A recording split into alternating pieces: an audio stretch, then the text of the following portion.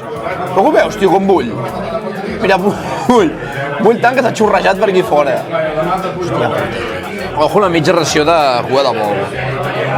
Hòstia, jo no m'ho crec que això sigui mitja ració, tio.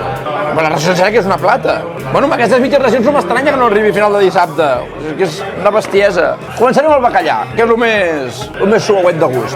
La mitja ració, un taco de bacallà salat de salat i fregit, farinat pel que sembla.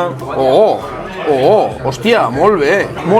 El bacallà, a vegades passa que quan el fregeix, si no és molt bo, hòstia, queda una mica eixut i queda una mica sec i fa una mica bola. Per això patia, he hagut, a l'obrir-lo, veure exactament què tal es llescava.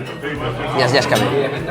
Es llesca bé i, a més, veus que per sobre de les llesques de bacallà ja corre aquesta aigua del propi bacallà i que ja t'indica que d'eixut no en té res. Veieu? Molt bo.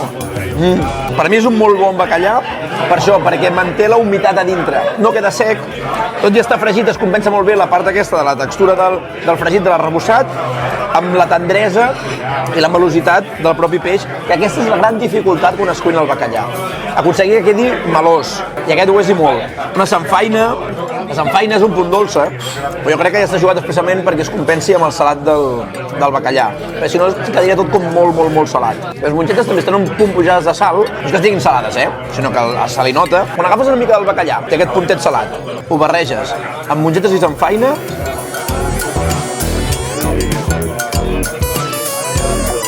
quan ho barreges tot, l'equilibri és molt guai. El guai d'aquest plat és que equilibra molt bé els punts de sal. Molt bo, la veritat, molt i molt bo aquest bacallà.